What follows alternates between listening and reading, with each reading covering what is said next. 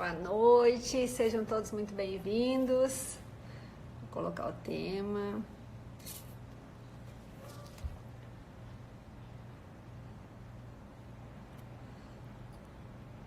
Vão entrando, fiquem à vontade. Sejam bem-vindos.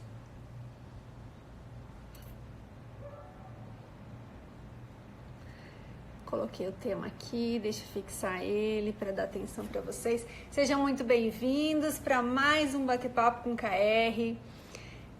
Boa noite, doutora Daniela, Oratória de Impacto. Seja bem-vinda. Regis, seja muito bem-vindo.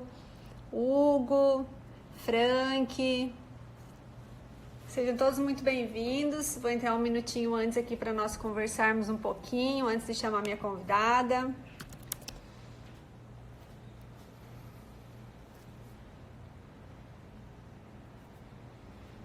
Olha que legal, vai fazer uma constelação dia 26, muito legal. Vamos aprender um pouquinho aqui a mais hoje com a doutora Clariana. Ronaldo, seja bem-vindo. Marcela, seja muito bem-vinda. O áudio tá bom, gente? Dá um joinha pro áudio, tá bom? Não esqueçam dos coraçõezinhos aqui na tela. Não esqueça de mandar para os amiguinhos essa live para que a gente possa transmitir para o maior número de pessoas possível. Algo diferente, né? Que vocês não têm tanto contato. Muitas pessoas pediram. Denis, seja muito bem-vindo. Basla. Esse momento inicial é para vocês ficarem à vontade, irem entrando. Vamos fazer mais uma live do nosso bate-papo. São 2 lives por mês, para quem não tem o costume de estar presente. 2 vezes por mês, desde o início de 2019, nós fazemos uma live com um convidado especial, com matérias diferentes, né? Não tratamos apenas de direito, mas sim de matérias que nos fazem estar aqui 8 horas da noite, durante 1 hora, né? Conversando e aprendendo. Ana Flávia, seja muito bem-vinda. Raíssa, que legal, seja bem-vinda. Fabiola, Kênia, obrigada pela audiência. Luciana, seja bem-vinda. Acho que deu para chamar as pessoas. Agora eu vou chamar a doutora Clariana aqui para a gente falar um pouquinho sobre constelações familiares na esfera jurídica. Eu acabei de encaminhar para alguns colegas e já manifestaram interesse também na área, já informaram que até tiveram contato com as constelações, né? Sejam bem-vindas, Yasmin, Paula, Denise, minha colega de infância, seja muito bem-vinda. Eu vou chamar a doutora Clariana aqui, gente, senão eu vou ficar aqui conversando com vocês há muito tempo, por muito tempo, e não dá, né? Então deixa eu chamar ela aqui.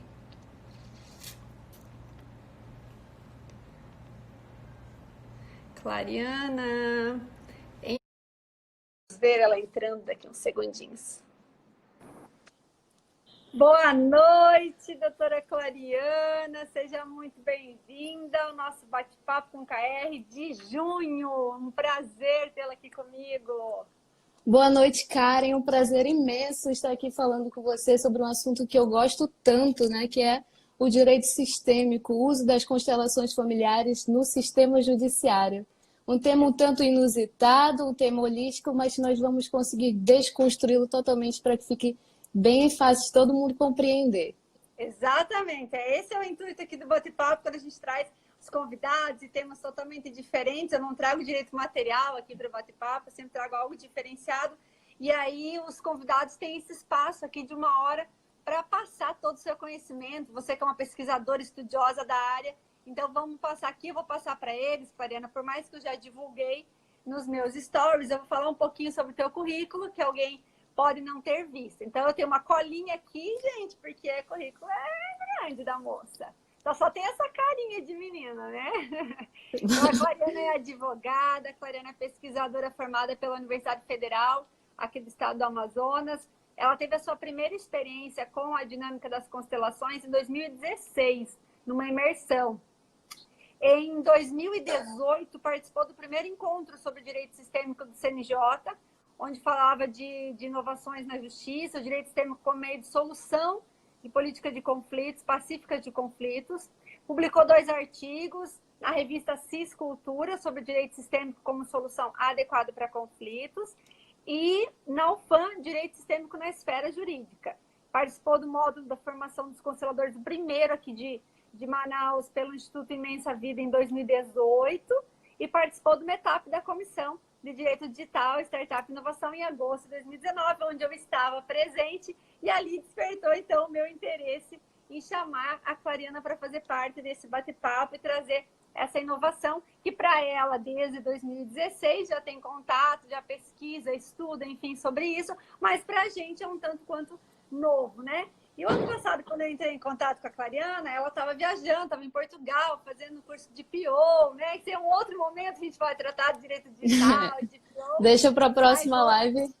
Deixa para a próxima live, tem muita coisa boa aí para vir, né, Clariana? Então, vamos usar essa 1 hora que a gente tem hoje para transformar todo esse direito sistêmico, essas constelações, algo tão difícil de se ver na nossa rotina jurídica, né? No nosso dia a dia, realmente, começando com conceitos, né? Então, explica aqui para a gente o que é o direito sistêmico, uma breve análise sobre a crise no sistema judiciário, o surgimento dessas soluções adequadas para conflitos e até a fundamentação legal, se você sentir à vontade. Então, tudo bem. Eu gosto de começar falando sobre esse tema, justamente sobre esse meu caminho, né? De que foi por onde eu conheci esse tema, quando foi que eu me deparei pela primeira vez com esse conceito. Então, eu vou contar uma breve história. Quando eu estava justamente lá de 2016, no meio da minha faculdade de Direito, ali na UFAM, um pouco desacreditada no sistema judiciário, né? Aquela crise existencial que bate sempre no meio da faculdade. A minha avó me chamou para participar de uma imersão terapêutica em Caldas Novas, que tinha esse nome, né? Constelação familiar. Aí eu fiquei, minha Nossa Senhora, gente, será que isso tem a ver com astronomia? Será que tem a ver com astrologia? O que isso tem a ver e por que ela estava tão interessada que eu participasse daquilo, né? Sendo um estudante de direito e não de psicologia. Bom, mas como era minha avó, escutei o conselho e fui até essa imersão. Foram 3 dias que nós tivemos acesso, né, a essa dinâmica das constelações familiares. E assim, logo no primeiro dia, que foi que me chamou a atenção, fizemos uma roda em que as pessoas iam dizendo seu nome e dizendo também com o que trabalhavam. E aí foi quando eu me abismei, porque tinha um promotor de justiça, tinham 3 delegadas e uma advogada. Então, ali no intervalo, eu tive a oportunidade de conversar com eles, e aí foi que eu fui descobrindo essa ligação entre essa terapia, né, que eu tinha acabado de conhecer, e o mundo jurídico. Então, assim, quando eu estava lá no meio da faculdade de Direito, participava, estagiando ali como conciliadora no Sejusc, né, no polo de conciliação ali do Dr. Gildo, que é um ambiente super legal, para você lidar com essas questões do direito de família, entendendo como é que são as dinâmicas sociais, né, de onde que vem o litígio. E eu acredito que o direito de família é muito legal para a gente conseguir visualizar a aplicabilidade dessa dinâmica. Para mim, é por onde a gente deve começar, certo? Então, esse foi mais ou menos o meu caminho, de onde eu cheguei para conhecer o direito sistêmico. Foi um ambiente longe da faculdade, né, mas que me remeteu a um assunto tão interessante e que foi perfeito para mim. Então, na segunda parte, eu gosto de falar um pouco sobre a importância dos meios autocompositivos, né? Tanto quando eu faço uma conciliação, como eu vou explicar esse assunto, eu gosto sempre de falar a importância do porquê que a gente precisa tanto dos meios autocompositivos. Bom, para explicar sobre a crise no sistema judiciário, eu gosto de trazer alguns números também, alguns números que são bem alarmantes. Existe uma pesquisa que é sempre feita, né, pelo Conselho Nacional de Justiça. Esses números não são números que eu inventei, são números que estão disponíveis, né, no site para qualquer um que queira ver. Então, de acordo com o Conselho Nacional de Justiça, a Justiça brasileira está agora encarregada de cerca de 114 milhões de processos. Então, parando para pensar, assim, cara, que Hoje em dia nós temos 210 milhões de brasileiros, seria como se mais da metade dos brasileiros estivessem envolvidos em algum É processo algum tipo de judicial, conflito. Uhum. em algum tipo de conflito. Segundo dado que eu gosto de trazer, nós temos hoje em dia a justiça, uma das justiças mais custosas e onerosas do mundo, né? Custosa não digo no sentido da morosidade, onerosa no sentido de ser uma coisa cara, né? Que nem todos têm acesso. Então, hoje os nossos gastos com o Poder Judiciário no Brasil chegam a 84 milhões de reais. Isso significa o quê? 1,4% do nosso produto interno bruto. Será que é uma coisa alta, baixa? A gente só consegue perceber isso quando a gente compara com outros países do mundo. Por exemplo, os países europeus, em que essa taxa, né, do custo do produto interno bruto com o judiciário não chega a 0,5, entendeu? Então, de 1,4 para 0,5 é uma grande diferença. Diferença. Então, Karen, esses meios autocompositivos, como a gente sabe, surgem, né, como uma alternativa. Começa com essa palavra alternativa e depois ela migra para uma palavra que eu considero mais justa a esses meios, que seriam as soluções adequadas de conflito, certo? E não mais alternativo, aquela coisa que pode ser, mas sim o que de fato resulta, né, em um fim daquele litígio. Eu gosto também de trazer algumas diferenças aí, e também para quem não é, né? Eu gosto de fazer uma diferença entre o que é a lógica contenciosa, para a gente perceber, e o que é a lógica consensual, certo? Eu vou trazer alguns pontos aqui para a gente ir mexendo na nossa cabecinha. Bom, na lógica contenciosa, as pessoas, né, quando vão tutelar um direito, litigar na justiça, elas estão em contraposição. O que isso quer dizer? Temos uma pessoa de um lado, outra pessoa do outro, que disputa direitos e vantagens, certo? E existe também um olhar para os fatos que aconteceram no passado, certo? O processo se baseia nos fatos que ocorreram no passado e a gente tem um terceiro impositor que vai julgar e vai dizer quem está certo, quem está errado. Quem ganha, quem leva, quem não leva, não é isso? Bom. E às vezes ganha e não leva. E às vezes ganha e não leva, que é pior de tudo. Bom, na lógica consensual, né, dos meios autocompositivos, a gente já vê uma diferençazinha aí, bem grande para falar a verdade. Então, as partes que têm um litígio em comum, elas não atuam em contraposição, elas atuam em uma composição, elas autocompõem a solução para aquele litígio, certo? Onde cada um vê sua parte, vê sua responsabilidade e vê de que novos meios ela vai poder lidar. Então, a análise dos fatos é voltada para o futuro, certo? E a gente tem um terceiro impositor que já não lida como um terceiro impositor, desculpa. Ele lida como um terceiro que vai estar ali para facilitar, para fazer com que as pessoas compreendam a responsabilidade daquilo e para que elas autocomponham uma solução. Então, esse aí é um papo bem que a gente já conhece dentro de direito, para as pessoas que estão aí no início, né, da faculdade ou que já trabalham com isso. São algumas diferenças entre os registros autocompositivos e a tutela jurisdicional comum. Perfeito. E agora, entrando no nosso assunto especificamente, para começar, o que são as constelações familiares? Eu queria que você conceituasse e que você também falasse a respeito das 3 ordens, para quem já estudou, para quem já... Eu acabei de conversar com um colega meu que ele falou que há 10 anos atrás, um colega dele estava estudando, estava fazendo um curso e ele foi a cobaia desse colega. Então, as 3 ordens sistêmicas, a dinâmica dessas constelações. Vamos falar agora um pouquinho de constelação, para a gente entender o teu começo, entendemos a diferença e onde inclui o jurídico aí no meio dessa composição. E agora vamos falar a respeito das constelações familiares em si.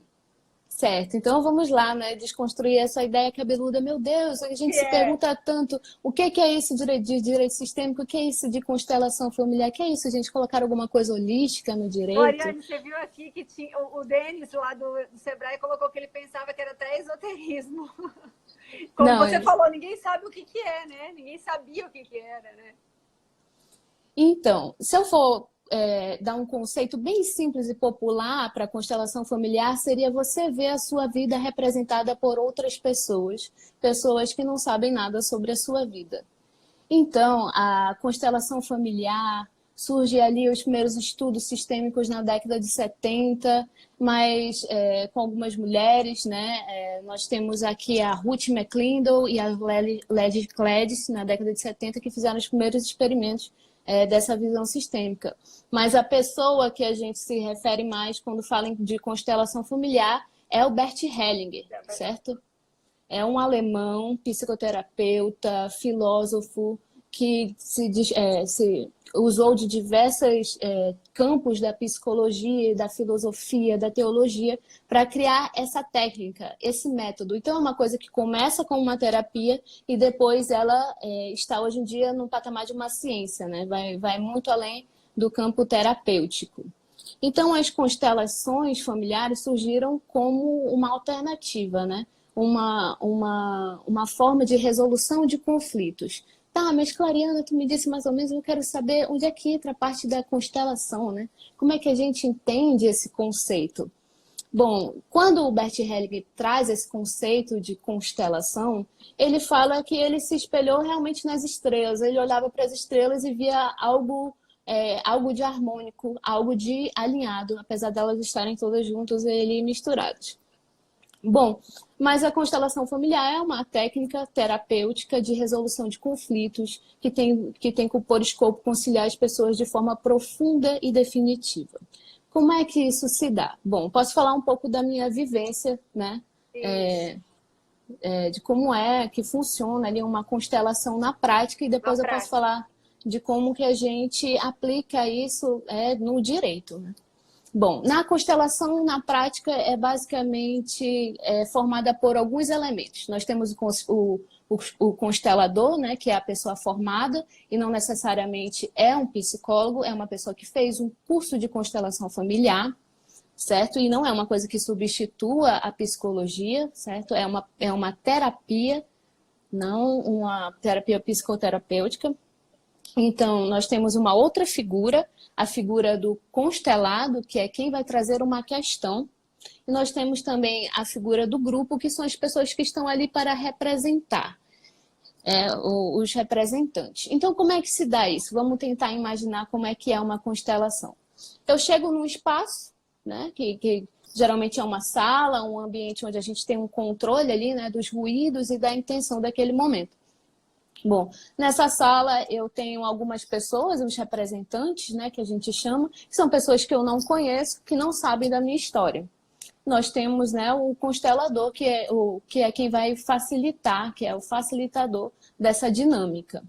Então, eu apresento uma questão que eu tenho. Essa questão pode envolver os membros da minha família. Essa questão pode envolver algum elemento, né, que não tem vida, por exemplo, a minha relação com o dinheiro. Essa constelação pode envolver diversos campos, por exemplo, meu sistema familiar, a minha relação dentro do meu emprego, exatamente.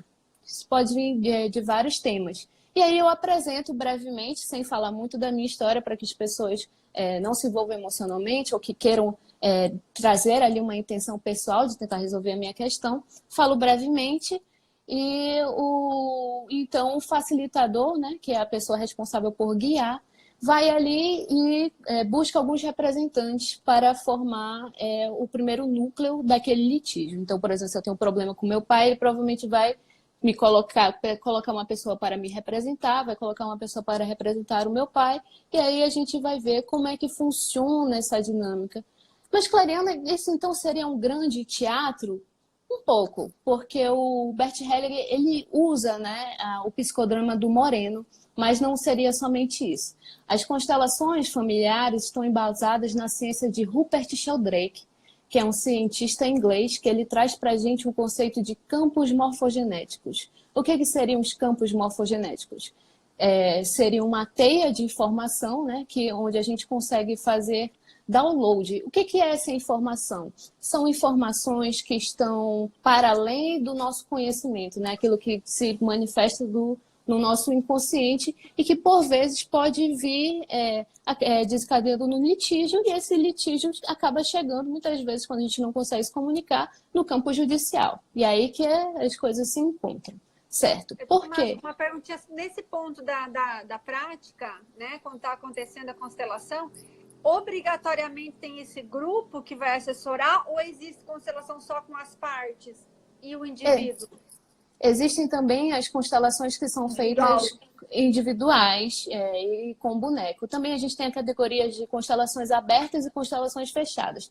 Constelação abertas são quando a gente tem noção ali, quem está representando, do que é mais ou menos o caso, né, do constelado, que foi esse exemplo que eu dei, de eu falar qual é a minha questão.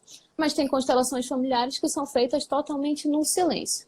Bom, para a aplicação no judiciário, para a gente ir entendendo mais como é que isso funciona, como é que isso é feito? Por exemplo, as primeiras experiências que a gente tem no sistema judiciário no mundo foram feitas por um brasileiro, que é o Sam Storck, é um juiz que trabalha na comarca de Castro Alves, na Bahia, e foi ele que trouxe as constelações familiares para o campo do direito. De que forma? Ele percebia que muitas das questões que desencadeavam numa ação tutelar vinham por uma falta de comunicação, né? Que as pessoas não conseguiam se ver. E a gente volta daqui a pouco para o que são as 3 leis do Bert Hellinger e tudo mais. Bom, mas o Sam Storch percebeu isso, né? E percebeu que as dinâmicas da constelação familiar cairiam muito bem para, por exemplo, as ações de família em que as pessoas não conseguem mais se ver e que já chegam na audiência de acordo já com um não pronto. E é para isso que a constelação familiar vem do judiciário. Esse movimento de sensibilização antes dos acordos, antes da audiência de acordo, certo? E aí a gente também pode falar, Karen, sobre o papel do advogado, né? Claro, Dentro dessa. nesse mesmo momento da aplicação no judiciário e tentar na verdade, a constelação é uma tentativa de você solucionar aquele conflito de uma forma que fique bom para as duas partes. Porque, por Certo. exemplo, eu estava lendo a respeito desse Samir, né, Samir, no magistrado que aplicou lá na Bahia, e ele estava fazendo em relação aos divórcios, a aplicação nos divórcios que já estavam protocolados, teoricamente litigiosos, e ele conseguiu uma taxa de conversão enorme, se não quase 100% da conversão desse divórcio litigioso em divórcio consensual. Ou seja, não quer dizer que a constelação vai unir o casal novamente naquela situação, mas ele vai fazer com que aquele conflito se resolva de maneira adequada e melhor para os dois lados, né? É E aí por o isso advogado? É por isso que eu fiz questão de ressaltar no início da live sobre justamente a diferença entre a lógica contenciosa e a lógica consensual, né? E que realmente a sentença nem sempre corresponde à solução. Então, o nível de reincidência que o Sam Storch estava percebendo antes das constelações familiares era altíssimo. Ele se sentia enxugando gelo, como ele próprio diz. As ações não paravam de chegar e tudo mais. Então, gostaria de falar de novo sobre esse papel do advogado como papel de uma figura apaziguadora, né? Gostaria também de falar agora com os advogados que, de forma arcaica, né, ainda se nutrem da cultura do litígio e que acham que economicamente é esse exatamente o único futuro. Bom, eu gostaria de trazer também aqui, né, o artigo 84 do Código de Ética da OAB, que diz que os honorários advocatícios não podem ser diminuídos em prol de uma resolução a partir de um meio autocompositivo, né? Então, para que os advogados fiquem mais atentos em relação a isso e que possam estar vestidos, né, dessa figura apaziguadora e a serviço do que a gente realmente pode chamar de justiça, não é isso? Eu trabalhei durante 5 anos como conciliadora, né, e na área de família, e aí quando eu estava lendo a respeito disso para poder interagir contigo, eu estava observando exatamente o que aconteceu na Bahia, o que a constelação, sendo uma terapia, sendo uma ciência, sendo por um psicólogo, sendo feito por um outro profissional de outra área, a intenção é sempre a mesma, né? O direito tem que trazer paz e equilíbrio para as duas partes, e a gente tem que buscar isso. E como conciliadora, era isso que eu conseguia. Então, eu fiquei, hoje, quando eu estava lendo a respeito disso, falei, nossa, que interessante. Quando eu fui chamada, inclusive, lá onde eu estava trabalhando, para dizer, olha, se tivesse um troféu aqui, eu teria dado troféu por ser uma excelente conciliadora no sentido de conseguir apaziguar e equilibrar as relações. E aí sim resolver o conflito. né? Porque o conflito não é aquele problema em que você já decidiu que existe.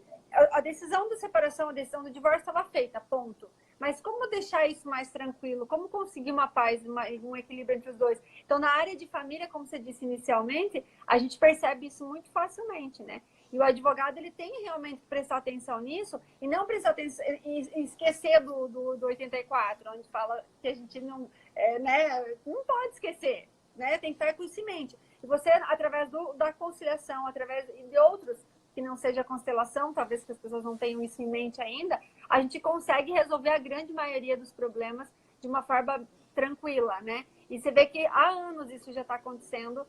Aqui em Manaus, a gente tem essa possibilidade, já tem a utilização no judiciário, eu conversei contigo a respeito disso, mas é legal falar para as pessoas que estão aqui, né? Apesar de terem pessoas de fora de Manaus, né, na live, obviamente, mas aí, aqui em Manaus a gente já tem aplicado, a gente tem algum juiz de destaque, ou então em outro estado que não seja Bahia, temos outros juízes que estão utilizando essa técnica, essa terapia, essa ciência, essa formatação de resolução de conflitos?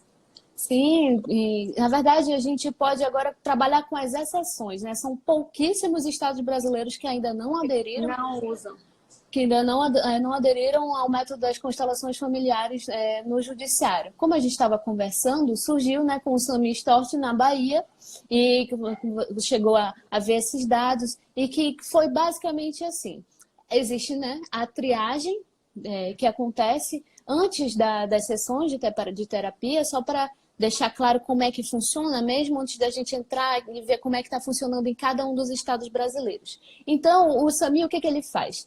Fez da primeira vez uma triagem dos casos. Por exemplo, vamos trabalhar esse tempo nesse período com alienação parental. Então, ele checa nos seus casos todas as audiências que estariam pautadas, né, de conciliação sobre alienação parental ou casos parecidos.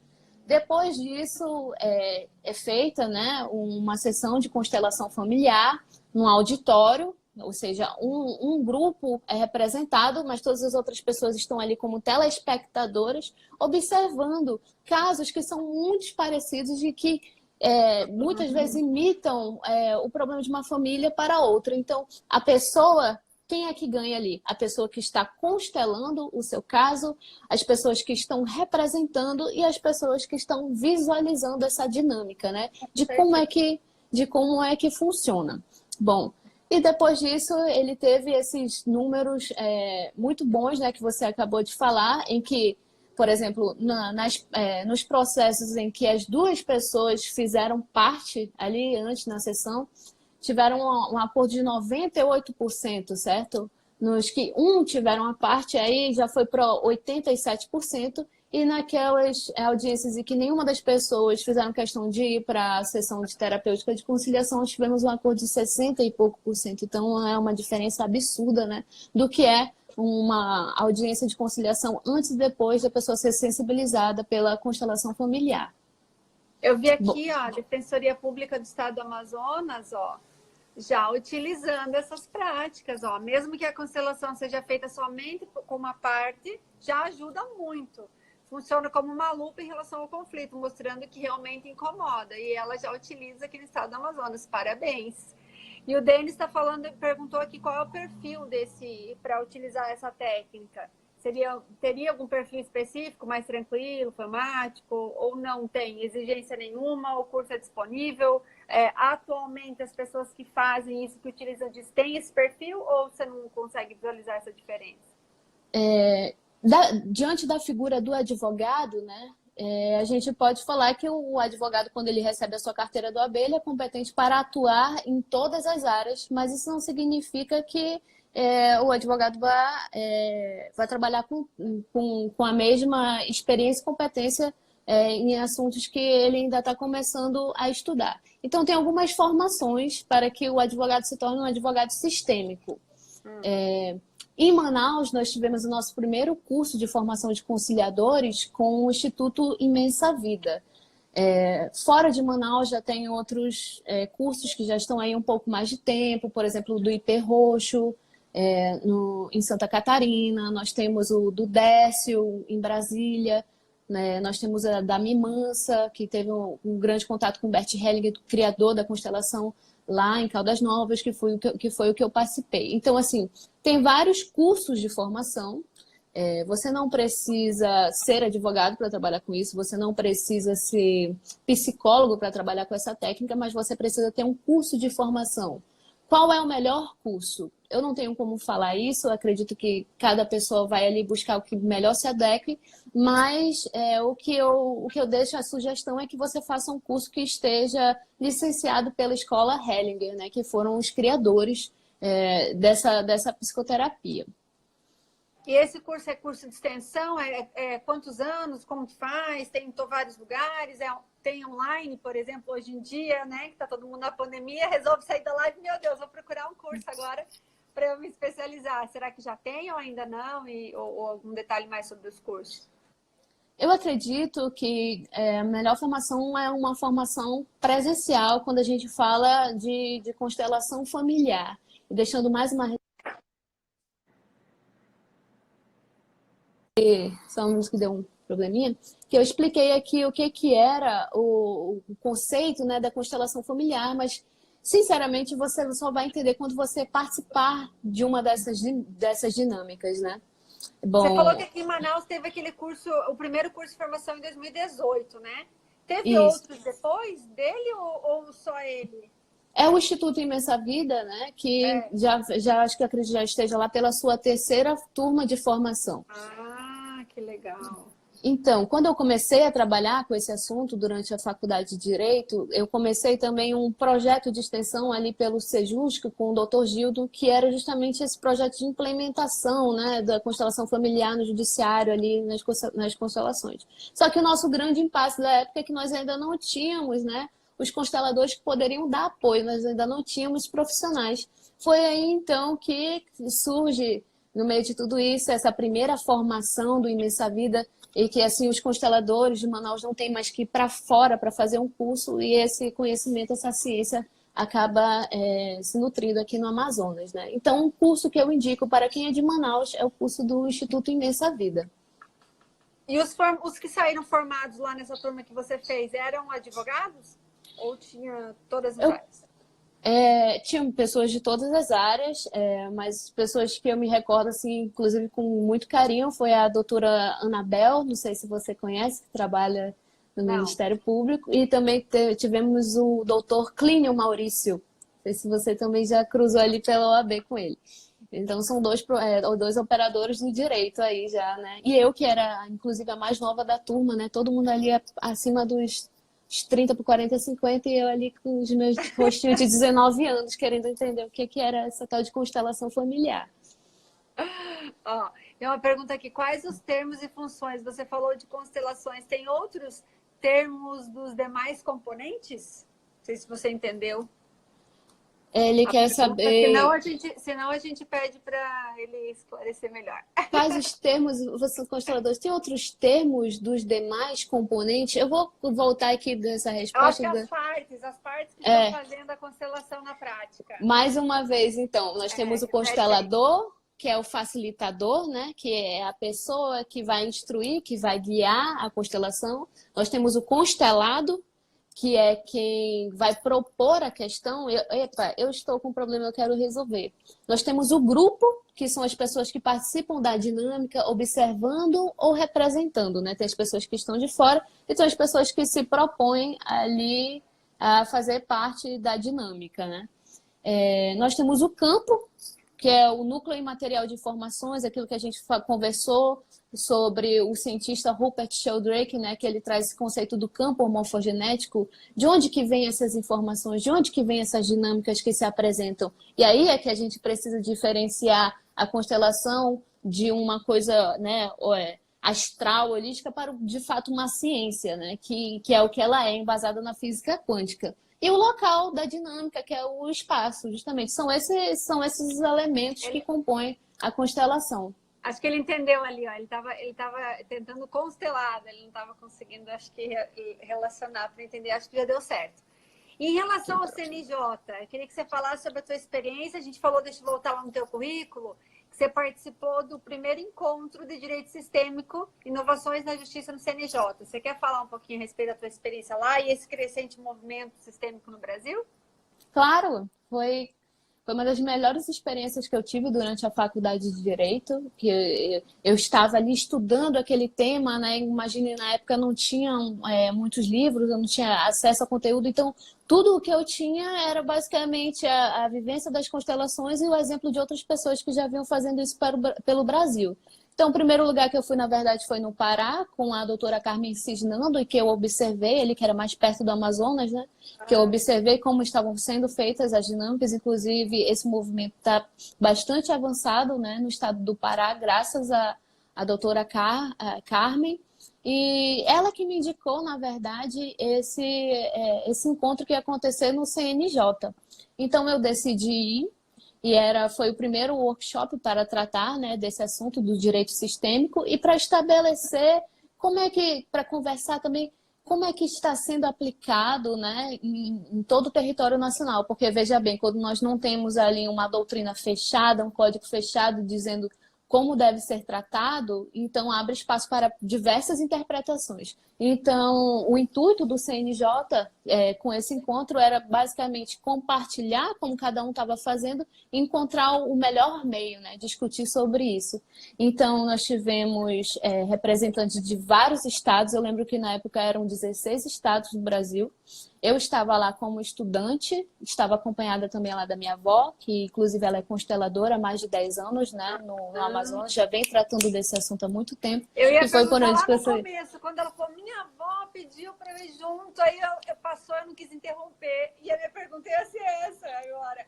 Mas e o que a avó tem a ver com a constelação? Então ela é consteladora agora, já explicou, legal. Claro, daqui a pouco a gente vai voltar um pouquinho mais, né, sobre, a gente pode, se a gente tiver tempo, falar sobre as ordens sistêmicas de uma forma mais Vamos falar. sobre uma forma mais aprofundada, mas inclusive eu fazer uma reverência para de onde veio esse conhecimento é um dos fundamentos dos sistêmicos, né? Então não poderia aqui falar de constelação sistêmica sem antes dizer de onde veio e de onde apareceu esse assunto para mim. Por isso que eu faço questão de honrar isso que veio pela minha avó. Legal. Bom, continuando, né, sobre as experiências no CNJ, eu lembro que uma coisa que eu fiquei muito surpresa, assim, muito emocionada, foi com a postura dos juízes que estavam desenvolvendo isso, né, em suas comarcas. Eu lembro de relatos dos juízes falando que realmente parecia que nunca ia acabar, né, a quantidade de processos e tudo mais, que eles se sentiam impotentes e enxugando gelo, né? Procurando uma alternativa para essa quantidade de litígios. Então, eles falam também sobre esse caminho como um caminho de autoconhecimento, né? Ainda mais quando a gente trata ali de uma figura do juiz, e como é importante que essa figura também perceba, né, as dinâmicas ocultas, de onde que surge o litígio, e do que a gente fala sobre ter uma postura sistêmica. O que é ter essa postura sistêmica? É justamente uma postura de não julgamento, não ver o réu como culpado, entendeu? Mas ver a pessoa como pertencente a um sistema familiar, pertencente a um sistema de trabalho e tudo mais, né? Entender a pessoa não como um instrumento isolado que deve ser culpado, mas com uma pessoa que está ali, talvez também representando um problema e um litígio que não é propriamente seu, mas que já vem, né, da sua linha familiar. E isso eu falo, Karen, e gosto de deixar bem claro que a gente não está tirando a responsabilidade dessa pessoa, mas apenas trazendo um novo olhar sobre esse conflito. Eu gosto muito desse termo, um novo olhar, porque é isso que a constelação familiar traz. Um novo olhar para os conflitos. Ótimo, isso é legal isso. Então, falar sobre a ordem sistêmica, então. Então, vamos voltar um pouquinho, né, nesse assunto que é a constelação familiar, para quem chegou. A gente tinha colocado lá na pergunta da constelação e a gente acabou pulando para outra e passou a ordem. Então, a constelação familiar, como eu disse, de uma forma bem popular, seria você ver a sua vida representada por outras pessoas. Então, a gente também falou sobre os termos técnicos disso, falou sobre os elementos que compõem a constelação. E agora eu vou falar sobre um pouco da parte mais teórica, né? Então, o Bert Hellinger, que nós já falamos, não foi o criador principal dessa ciência sistêmica, mas foi ele que compilou a constelação familiar como ela é conhecida hoje, e foi ele que trouxe as principais leis sistêmicas que interagem dentro desse sistema. A primeira lei é a lei de participação. O que isso quer dizer? Quer dizer que todo indivíduo tem direito de pertencer ao sistema. E aqui nós vamos nos ater de novo ao sistema familiar, porque eu acredito que seja mais fácil de compreender. Entender. Bom, a segunda rama de ordens do amor, né? Que é um nome até bem engraçado. E depois ele troca esse nome para deixar um pouco mais condizente, né, com o mundo jurídico, e ele traz só ordens da constelação. Mas, inclusive, tem um livro dele que chama Ordens do Amor. E a segunda ordem do amor, né? A primeira é o pertencimento, a segunda ordem é a ordem da hereditariedade. E o que isso significa? Significa que eu pertenço, eu tenho o direito de pertencer, de acordo com a primeira ordem, mas de acordo com a segunda ordem eu tenho um lugar de pertencimento e também existe uma precedência. O que isso quer dizer? Aqueles que vieram antes de nós têm precedência sobre nós. E aí a gente começa a olhar assim, tá, tudo bem, o meu pai me deu a vida, mas será que eu tenho que concordar com tudo que ele fala só porque ele tem essa ordem de precedência, Clarena? Então, assim, não é sobre isso que nós estamos falando, mas sobre uma reverência à própria vida, né? Sobre o caminho vital, de onde veio a minha possibilidade de existir. E isso não tem nada a ver com a questão de você aceitar os atos de outra pessoa. A terceira ordem é a ordem da lei de troca, né? A ordem do dar e receber. Então, vamos lá. Nós pertencemos, nós temos um lugar de pertencimento e diante desse lugar de pertencimento nós realizamos diversas trocas. Aí ela fala muito sobre a questão do equilíbrio da troca, de que a gente só pode dar aquilo que a gente pode e assim como nós também só podemos receber aquilo que está dentro do nosso limite, né? Então, essas são as 3 leis principais que o Bert Hellinger traz.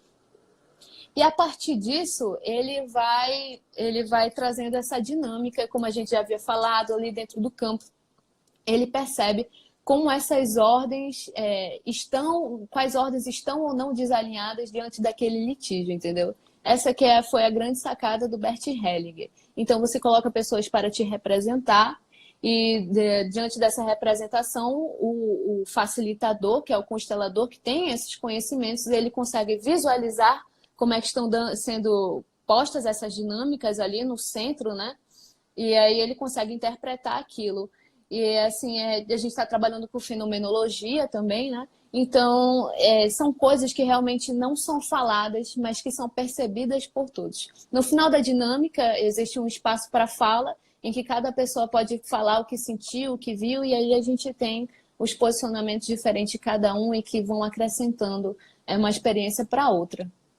Eu achei muito interessante dessa dinâmica que você passou anteriormente, você explicou, é a participação desse grupo. Por isso que eu fiz questão de perguntar se tinha obrigatoriamente ou só o individual, porque, como você disse, o que acontece numa família acontece na outra, uma relação é sempre parecida com a outra, só muda o endereço.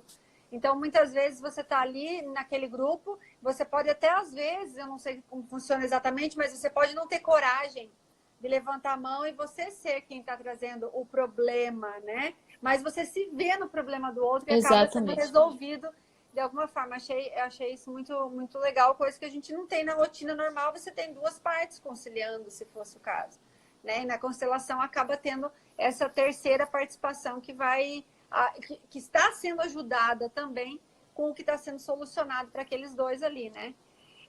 Então, aqui, ó, Mediando Vidas, quer saber o nome da avó. Mas antes ela vai contar por que ela estudou nisso, como começou tudo isso com a avó dela, né, Clary? Fala aí um pouquinho sobre essa relação com a tua avó como consteladora há 10 anos, enfim. Então a gente já falou um pouco sobre isso aqui na live, né? Mas eu vou dar uma repetida para quem chegou agora, que ela quer saber o nome da minha avó. O nome da minha avó é Lúcia Pampolha, Lúcia Lemos Pampolha. uma senhora extremamente inteligente, se formou em advocacia aos 40 anos de idade. Antes disso, ela teve formações como farmacêutica aqui. Então, a minha avó ela sempre veio trabalhando com tudo que havia de alternativo no estado do Amazonas. Essa é a verdade. Tudo que havia de alternativo, ela gostava de trazer aquilo para isso. Que ela foi para a Índia e tudo mais, e na volta ela teve o contato com as constelações familiares. E no meio da faculdade de Direito, eu estava trabalhando com Direito de Família, na Sejusc, no Núcleo de Conciliação, trabalhando como conciliadora e também me dando conta de como, bem novinha, né? Me dando conta de como que as pessoas recorrem ao judiciário como uma última alternativa, uma tentativa de comunicação. Então, foi nesse período que a minha avó me mostrou as constelações familiares e isso que seria de ótimo uso, né, para o mundo jurídico. Você falou uma coisa muito legal agora, Clara, falar da tentativa da comunicação. Eu trabalhei na Defensoria Pública, fui defensora pública municipal, né, não é concursado, é cargo de confiança. E aí a gente tinha atendimentos pela manhã, eram 13 atendimentos pela manhã, e muitas vezes você via que o que eles buscavam ali era isso, era a comunicação. Você sentava as duas pessoas, comunicava, né, fazia com que eles interagissem, conversassem, e muitas vezes o conflito estava solucionado. Então, às vezes, as pessoas buscam o judiciário na tentativa de uma comunicação mesmo. Achei bem legal isso que você falou. As pessoas buscam o judiciário para serem vistas. Eu lembro de um caso que me deixou bem perplexa ali durante o meu estágio na Sejusc. Era uma mulher que tinha proposto, né, ali um pedido de divórcio. E, inclusive, essa é uma situação que eu já vi se repetir em outros conciliadores, que é bem engraçado. Mas, enfim, ela tinha proposto ali um pedido de divórcio e quando ela chegou lá, eu tinha sempre essa dinâmica, porque como eu gostava muito de conciliação e eu fazia questão de que as pessoas percebessem como aquilo era importante, como era a melhor alternativa para que elas resolvessem a vida dela e fossem embora para casa feliz. Então, eu sempre fazia assim, tudo que eu podia para que elas percebessem o valor da conciliação. Então, eu fiz uma pergunta bem simples e perguntei: o que é que você está buscando aqui, né? E, assim, a gente poderia ter várias respostas, como, por exemplo, que a gente já teve, como: eu quero que esse filho da mãe se lasque. Eu quero todo o dinheiro dele. Eu cansei de ouvir essa resposta. Mas nesse dia o que eu escutei foi uma coisa surreal, assim. Ela falou, diante, né, de um pedido de divórcio que ela tinha proposto, ela falou: eu quero meu marido de volta. Aí eu falei: gente, o que eu vou fazer diante dessa situação, né? Então, propus que eles se olhassem, né? Como duas pessoas estavam ali para tentar resolver esse litígio e que também, né, fossem lá fora para conversar e depois voltasse. Depois que voltou, estava todo mundo bem, não tinha nenhuma ação de divórcio. Ou seja, precisou chegar lá na frente de uma estagiária conciliadora para eles conseguirem se olhar de novo e conversar, né, como um casal. Então é isso, realmente muitas pessoas acabam procurando o judiciário, um meio de lavar roupa e como uma última alternativa para tentar se comunicar, né, para ver o outro. Exatamente. Eu percebi bastante isso também, né, no momento em que eu trabalhei com a área de família e como defensora pública, até porque eles não tinham, às vezes, nem a coragem de olhar um no olho do outro e falar aquilo. Então, eles falavam: vamos lá para a Secretaria da Ação Social, vamos lá conversar com a doutora advogada lá. Quando chegava na frente, eles dois ficavam conversando, você ficava no meio tentando entender o que estava acontecendo, e é o que você falou agora. Ela não queria nada, ela queria continuar com ele, queria conversar com ele, mas precisava de um meio, e aí abarrota o judiciário, caso não tenha, ou seja, que não tenha um momento de conciliação, não tenha uma constelação prévia, vai direto para o judiciário. Vai o que é muito corriqueiro, né, cara? E justamente por isso que eu dei esse enfoque lá em cima, no início da nossa live, sobre o papel do advogado, porque uma das coisas que eu mais me irritava enquanto estudante de direito na época era justamente que eu estava ali dando tudo de mim para que aquela conciliação funcionasse, né? E propondo esse espaço de diálogo, e ali, infelizmente, ainda tem alguns advogados que cultuam, né, essa cultura do litígio, que fala: o meu cliente não quer, o meu cliente não quis. E você vê a pessoa ali engasgada, querendo falar, querendo resolver de uma forma pacífica, né? Então, mais uma vez aí, a importância do advogado como uma figura conciliadora e tendo noção de que a conciliação não vai deixar ele mais pobre, né? Pelo contrário, é uma possibilidade de você resolver os litígios de uma forma muito mais eficiente. Eu tenho certeza que o seu cliente vai lembrar de você de uma forma muito mais positiva no futuro.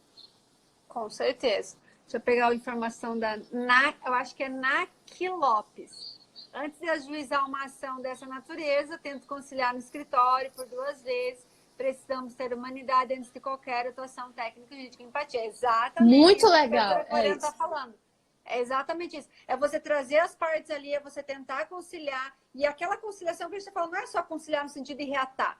É conciliar no sentido de fazer com que os dois se olhem, que os dois se conversem. Às vezes não é nem homem e mulher, às vezes é 2 mulheres, 2 homens, mãe e filho. Enfim, é qualquer tipo de relação familiar que a gente precisa resolver. E o advogado, a gente tem esse papel na sociedade também. Não é só o conciliador do Sejusc, o conciliador da vara de família. Não, é qualquer advogado que vai receber um cliente no escritório, já olha para o advogado, já começa a conversar com aquele cliente, entendendo que existe a possibilidade de conciliar. Essa é a diferença do advogado que senta o cliente na frente, ele vou litigar, ponto. E o advogado que senta, não, peraí, como é que a gente pode resolver isso da melhor maneira? Né? Então tem essa diferença, eu acho que você pontuou perfeitamente. A gente precisa de muito mais de conciliadores do que de advogados litigantes, né? Exatamente, é o que a gente chama de... que teve um projeto, inclusive no Rio Grande do Sul, que era justamente envolvia também um pouco ali da justiça restaurativa, mas que era basicamente a justiça para o século XXI, né? De como é que seria feita a justiça agora em tempos de altas demandas litigiosas, que as pessoas não conseguem mais encontrar um acordo pacífico, né? O que seria isso? A justiça do século XXI. E aí a gente pode lembrar da arbitragem, da conciliação, da mediação, e aí a constelação como instrumento para essas vias autocompositivas, né? A justiça para o século XXI. Olha que legal. Então, assim, ó, a gente tem pouquíssimos minutos aqui. Deixa eu ver se tem alguma pergunta, só colocar. Ó, Fabíola Rabelo. Ah, Fabíola, seja bem-vinda. Conseguiu entrar. Somos doutrinados, eu acho, na Universidade da Cultura do Litígio, infelizmente. E muitas pessoas olham para a gente como advogado no sentido de litigar. Ai, não, esse não. Pelo contrário, a gente tem que passar essa visão diferenciada, porque a gente está ali para solucionar o conflito. E que os honorários vão ser recebidos de qualquer maneira, como você disse, não se preocupem com isso. A solução do problema traz novos e novos clientes. E uma família ou qualquer litígio que for bem solucionado, para que as duas partes saiam contentes, obviamente que vão repassar o seu nome aí para outros e fica bem mais fácil você continuar a sua atuação, né? Deixa eu ver o que mais tem aqui. Acho que já foi. A Naki Lopes comentou aqui: cansei de encaminhar as partes para terapia e constelações. Ganhamos em tudo, amizade e clientela. Exatamente isso que você acabou de comentar. Ó, estamos mudando. Semana passada dei uma palestra sobre constelação familiar em 2 universidades. Olha que legal. Achei o máximo interesse deles pelo tema. Que legal, nós também estamos muito interessados nesse tema. Inclusive, como eu falei, muitas pessoas vão sair da live e vão procurar o curso, porque por mais que você não utilize ele como profissão, né? Por mais que você não utilize ele como profissão, com certeza vai mexer um pouquinho contigo, vai fazer com que você entenda de uma outra maneira, talvez da maneira que a gente acha que é mais adequada, né? Muitas pessoas, eu não vou fazer o curso porque eu não vou ser constelador. Ok, mas e a mudança que vai trazer para ti, né? Vai fazer você enxergar esse outro lado. Exatamente, Karen. A gente tem, né, a constelação no cenário do direito sistêmico e nas atribuições jurídicas, mas a gente também tem a constelação como de fato que ela iniciou a ser, que é uma terapia, né? E assim, em Manaus, eu conheço também que eu já ouvi falar que existe, já participei também de constelações na Casa da Carol, né? E também temos em outros lugares, o pessoal do Imensa Vida e também com a Lúcia Pampolha, que é a minha avó que atende particular nos casos de constelação familiar. Então, eu espero que realmente as pessoas procurem esse tema. Se isso acontecer, então o meu dever foi cumprido aqui nessa live. Essa era a nossa intenção, né, Clara? Era passar informações, despertar o interesse das pessoas em poder solucionar conflitos de maneira diferente da forma que tem visto ultimamente de litigar na justiça para resolver um problema. Não, vamos utilizar de outra forma, né? Então, claro, estamos chegando no final, passa muito rápido, nossa 1 horinha. Você tem mais alguma coisa importante que você queira destacar? Bom, a gente tem outros assuntos que a gente poderia continuar conversando, né? A gente falou muito sobre a constelação familiar no âmbito do direito de família, mas assim, fica aí também para quem quiser pesquisar um pouco mais. Nós temos um trabalho muito bem, que está sendo muito bem feito no Ministério Público, né? Também nos casos infantos juvenis, que a gente trata ali já com a justiça restaurativa. Então, a constelação familiar vem também como mais um instrumento de auxílio para proporcionar essa justiça restaurativa. Temos a constelação familiar, aí que já muda o nome, né, de familiar para constelações sistêmicas. Nós temos as constelações sistêmicas no meio empresarial também. Nós temos as constelações sistêmicas acontecendo também no sistema educacional também, com os pedagogos. E, assim, é um leque, como eu falei, é uma coisa que começou com uma terapia, mas que hoje em dia já é uma ciência, né? Então, eu indico aqui alguns livros. Eu gostaria de indicar o livro da Ursula Frank, que foi a primeira pessoa, né, uma mulher, que falou sobre o que era o início ali do que seria o pensamento sistêmico e as constelações familiares. Quando Fecho os Olhos, de Ursula Frank.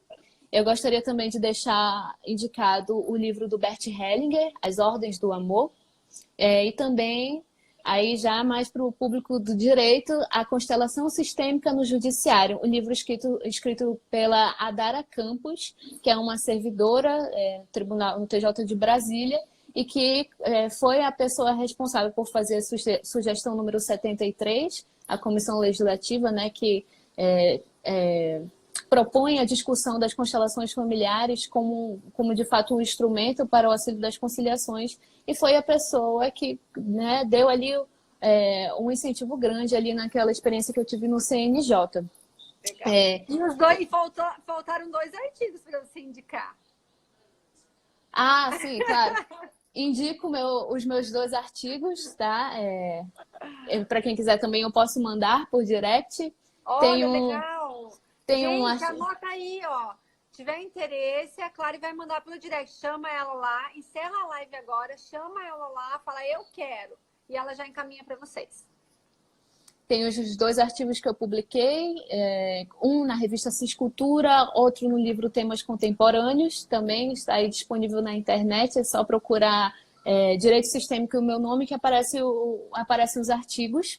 E aqui eu também deixo um convite, né, para que vocês participem de uma constelação familiar, porque realmente a gente pode passar aqui horas a fio falando sobre esse assunto, mas eu tenho certeza que você só vai compreender de fato o que é isso quando você participar. E aí eu deixo o convite para que vocês irem na Casa da Carol, participar de uma constelação, procurarem o Instituto Imensa Vida para fazer uma formação. E aí também, de novo, né, temos o Instituto Hiper Roxo, para quem mora mais no sul do Brasil, ali em Santa Catarina, a formação da Mimança em Brasília, para quem está mais no centro, e o DES também em Brasília. Então, fica aí as indicações para todas as pessoas do Brasil. Tem um lugar de constelação aí, perto de você, eu tenho certeza, e o conhecimento está aí para quem quiser buscá-lo. É isso. Isso aí, muito obrigada. Eu adorei essa live, você viu a interação das pessoas, todo mundo gostou muito. Eu acho que vai ser muito útil para a vida de cada um de nós. Muito obrigada por ter aceito o convite. Obrigada a todos que estiveram presentes. E um beijo para todo mundo. É isso. Um beijo, Karen. Obrigada mais uma vez pelo convite. Beijo.